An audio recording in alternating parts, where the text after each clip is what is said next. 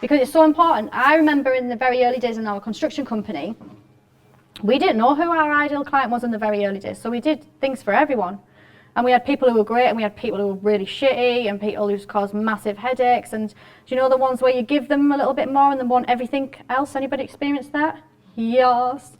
So we had them as well. So we started to really understand, well, we understood who we didn't want, which then got us on to, well, who do we want? And I always remember that we learned the hard, well, this is a part in the actual journey where we kind of went, right, we need to make sure that we're really clear on this client, and this is what we stand for, and this is our mission, and this is our values in our business, and we're not going to work with these type of people.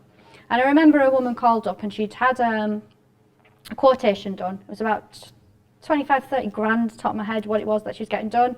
She phoned up and she said, oh, I'm happy to go ahead, but before you come, make sure you put the Portaloo there, make sure you do this and do that. Oh, and by the way, I won't be paying on your payment terms. I'm going to pay like this. Oh, and she could just demand. And Mandy came off the phone and went, oh, I think she might be a bit of a problem. And I went, all right, when Stephen, we were both there, and I said, well, we won't do it then. She went, it's 30 grand.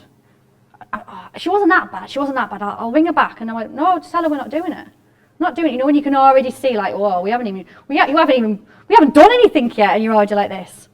So we said, well, we're not doing it. And she phoned them back, and the woman said, what do you mean? You can't tell me you're not doing my work for me. She said, oh, well, I can. And I was like, and Mandy was like, do you want it? It's 30 grand. And I was like, no. And that shock of you taking the control, like, you're not the customer I want to work with.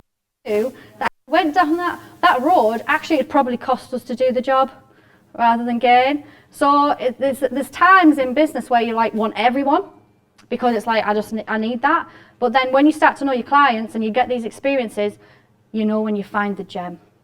Ding.